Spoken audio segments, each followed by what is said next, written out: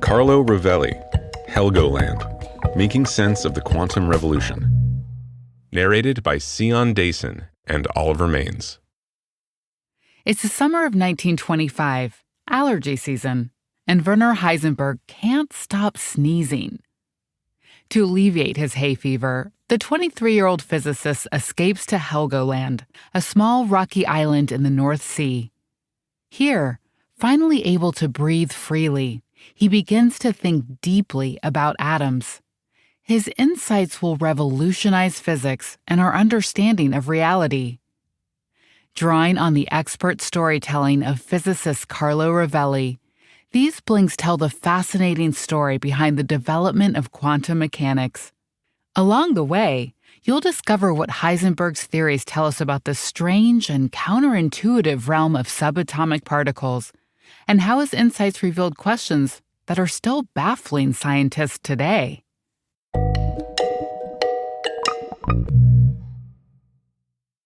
Blink 1 of 7. The early 20th century is an exciting time to be a young, ambitious physicist. Niels Bohr, a Danish physicist, has recently identified an odd phenomenon.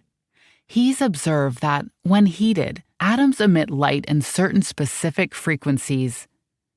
These patterns imply that electrons, the small subatomic particles that whiz around the atom's nucleus, only orbit at certain specific distances. The question on Heisenberg's mind is, why? Why should electrons stay confined to certain orbits?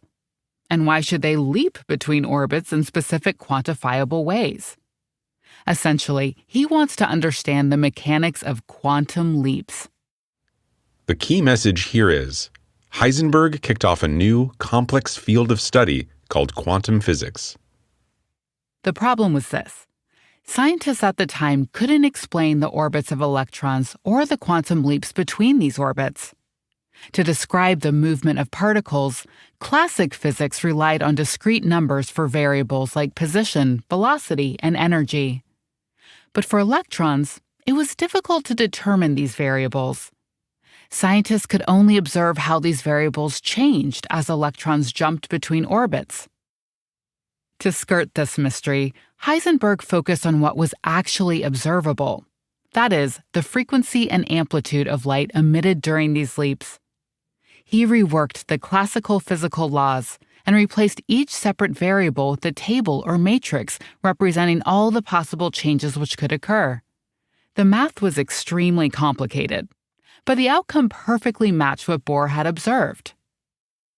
Meanwhile, Erwin Schrödinger, another physicist, took a different approach.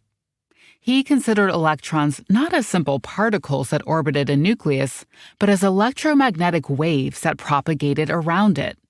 Using the simpler math of wave equations, he was able to accurately match Bohr's observations. But there was a snag.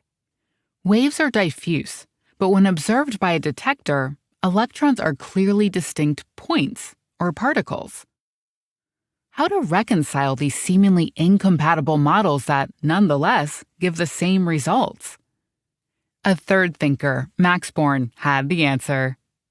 He argued that while Heisenberg's matrix calculations explained the outcomes of observing electrons, Schrödinger's wave calculations provided the probability of making those observations.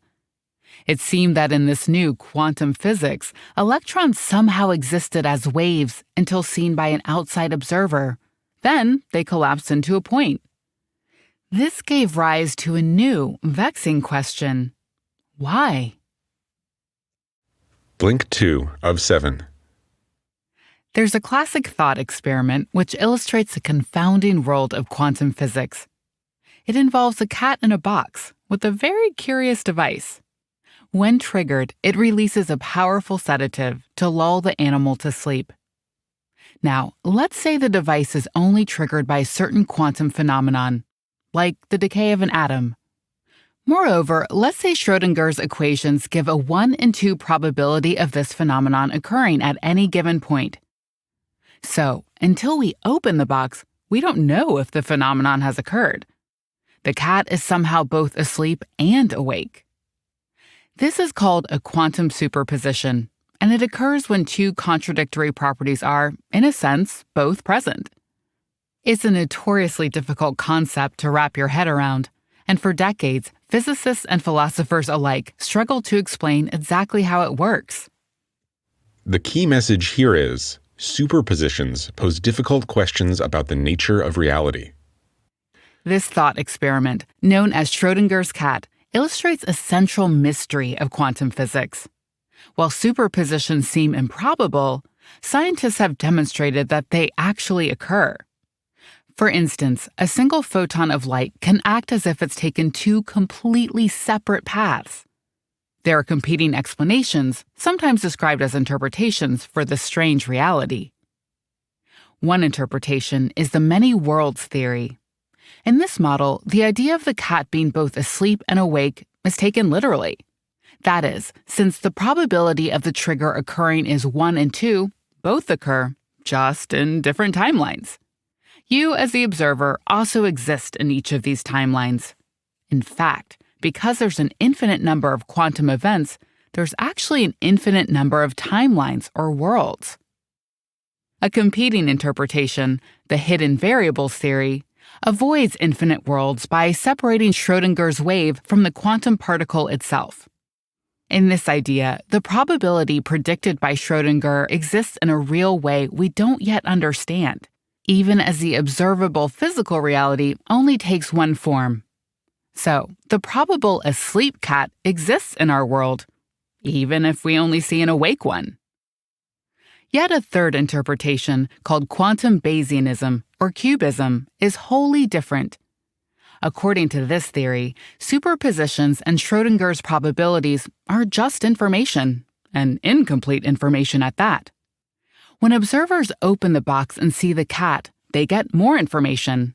In this way, the observer makes reality through observation piece by piece. Though this leaves the question, who exactly is this observer? Blink 3 of 7. In the layman's view of quantum mechanics, quantum superpositions exist until an observer comes along and sees what's actually happening. So, an electron whizzes around in an indeterminate cloud of probability until a scientist arrives with an electron detector and, through observation, identifies its real location. But what makes a scientist so special? Is there something about her that gives her privileged status of observer? Is it her lab coat, her advanced technical equipment, or her very existence as a sentient being capable of sight, thought, and consciousness? Actually, it's none of these things. In the relational interpretation of quantum theory, observation isn't about seeing in the traditional sense. Really, any type of interaction is an observation. The key message here is, the relational interpretation presents a world where everything is in flux. When it comes to quantum theory, the word observation is a bit of a misnomer. It implies a separation between the natural world of physics and a special subject, usually human, who somehow observes this world from outside it. But the relational interpretation of quantum physics destroys this distinction. In this model, any and every single entity in the universe is both observed and an observer. You see, the universe is filled with an astounding array of things, from photons or light particles and rainbows to cats, clocks, and galaxies. None of these things, sometimes called physical systems, exist in isolation. They're in constant interaction. And, in fact, it's these various interactions which give physical systems their properties. If something had no interactions, it wouldn't exist in any meaningful sense. In this way, all physical properties, sometimes called information, are relational. That is, they're in flux, coming and going depending on the circumstances. In some sense, we already know this to be true. A property like speed only emerges through the relation of two objects. If you're walking on a boat, your speed is different when measured in relation to the deck of the boat or the surface of the water. Imagining the world as an endless network of relations creating properties doesn't sound radical, but it is. Let's return to Schrödinger's cat. While in the box, the cat is asleep or awake depending on its relation to the trigger. But to you, outside, it's neither.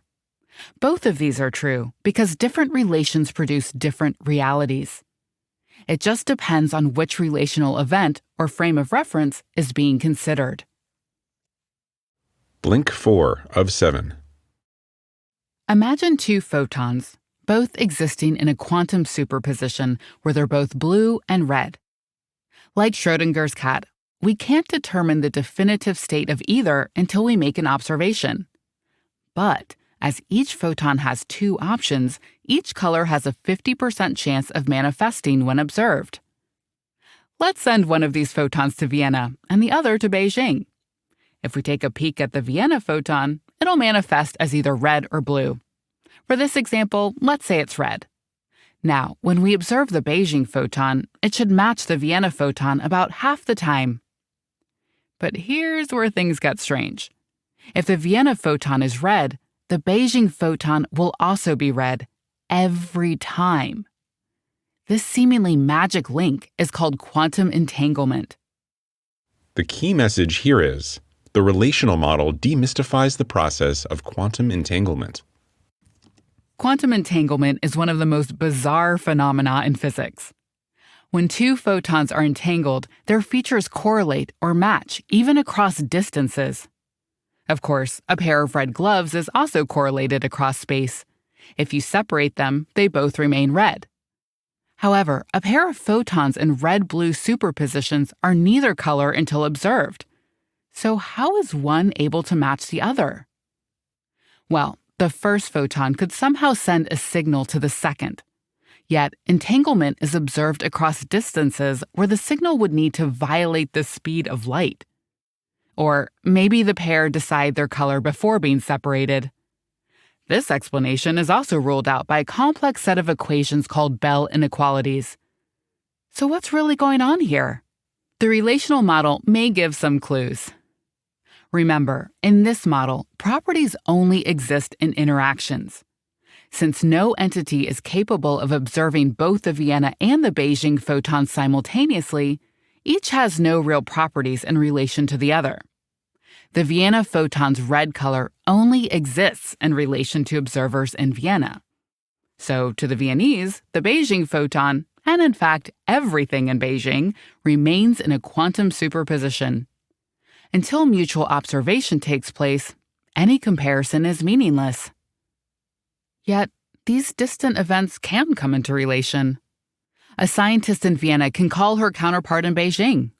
This interaction, or observation, delivers the information about the Vienna photon's red color, causing the entangled photon to manifest as red. So, there's no mysterious link across distance, but instead a web of relations connecting these events and giving them their properties. Blink 5 of 7. Ernst Mach is probably the most influential thinker you've never heard of. Both a scientist and a philosopher, his knack for counterintuitive insight and provocative thinking earned him admirers and detractors across many fields. The Russian revolutionary Vladimir Lenin wrote scathing critiques of Mach's work. Another revolutionary, Alexander Bogdanov, fiercely defended him. The acclaimed novelist Robert Musil incorporated Mach's thinking in his epic novel, The Man Without Qualities. And Einstein and Heisenberg both credit Mach's ideas as important influences on their own breakthroughs. So, what radical notions did Mach advocate to send such shockwaves through the world of politics, arts, and physics? Well, he suggested that the world consisted of sensations, an idea that has curious resonance with relational quantum theory. The key message here is, philosophy and science are deeply intertwined with one another. Throughout the 18th and 19th centuries, science was largely dominated by a philosophical premise called mechanism. At its most basic level, mechanism argued that reality operated a bit like clockwork. The universe was a vast empty container called space, and all phenomena consisted of matter rigidly interacting in this space.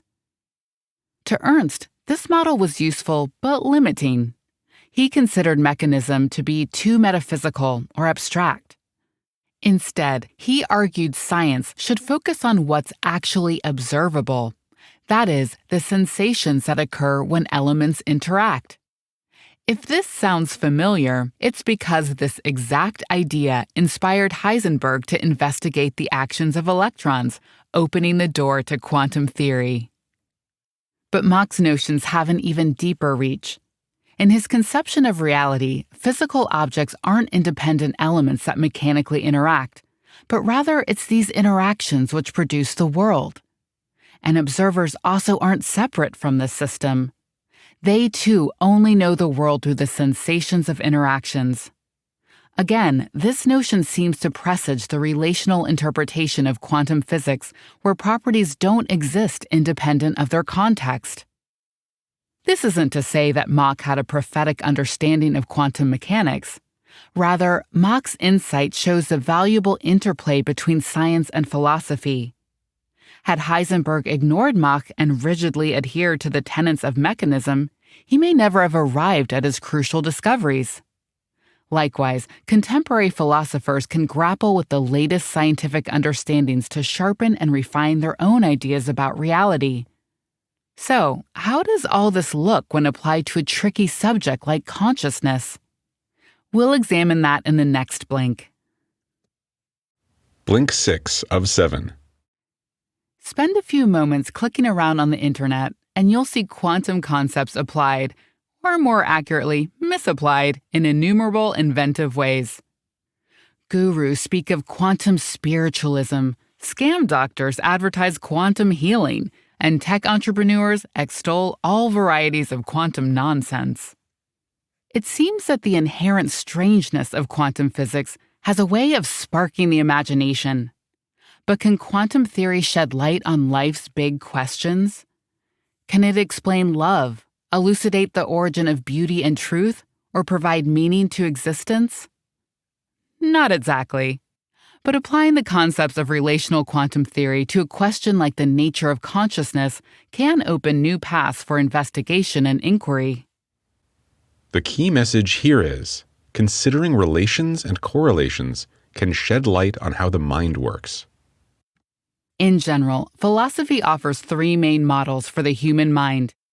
There's dualism, where the mind exists as a separate, almost spiritual entity from the body and nature.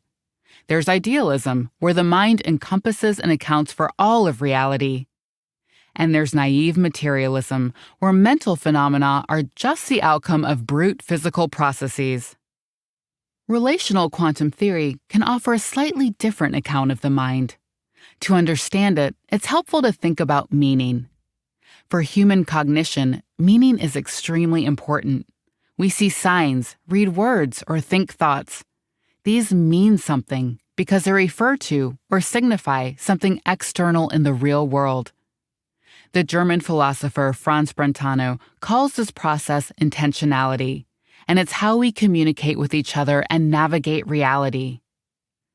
But how does intentionality arise?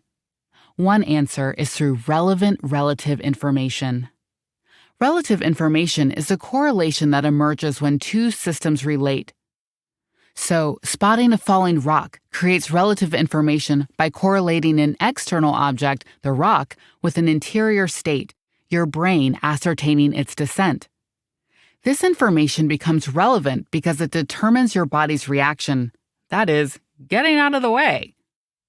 In this scenario, the information generated by the relations between exterior and interior produces intentionality.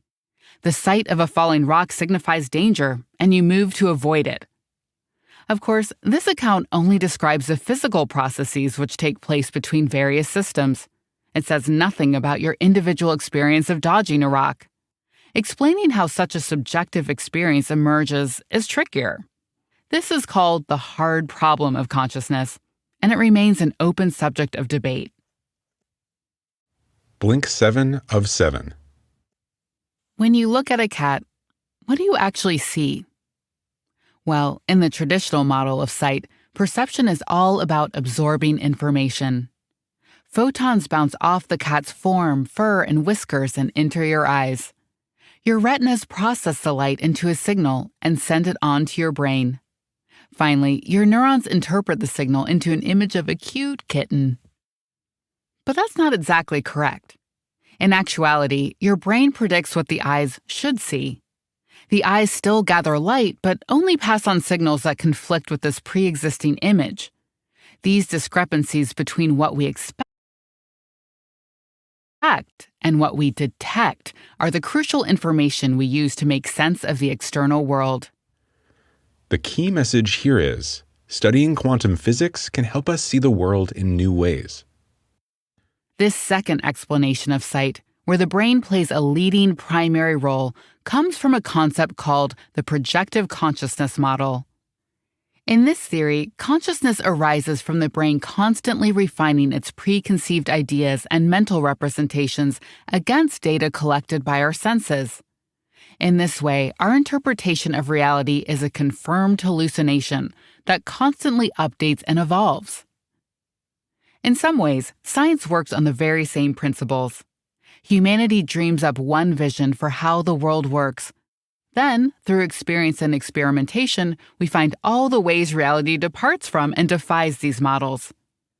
Of course, while our brains perform this process in a fraction of a second, science does so much more slowly. The cycle of testing and refinement is a collective effort that spans generations. Our theories of quantum physics, including the relational interpretation, are but the latest outcome of this ongoing process. Currently, they give us the most accurate picture of reality according to what we can observe, map, and measure. Though it's a very strange picture indeed. Relational quantum physics presents a world where static, stable things do not exist. Instead of concrete entities interacting in space, all of reality is a web of interactions where events converge and dissolve in an endless froth. We don't stand outside this churn of relations either. Even our very identity or subjectivity is a product of this ongoing flurry of correlations. Seeing the world this way may seem peculiar, psychedelic even. But as for now, this hallucination has been confirmed, and we should see where it takes us next. You've just listened to our blinks to Helgoland by Carlo Rovelli. The key message in these blinks is that, at the dawn of the 20th century, a cadre of young physicists, including an allergy-plagued Werner Heisenberg, began dismantling the classical understanding of physics. They replaced the old deterministic and mechanical model of the universe with the quantum one defined by uncertainty and probability. The relational interpretation of quantum physics argues that this quantum reality is made up of a web of unstable relations. What is real and true can vary depending on what relations are taking place. Got feedback?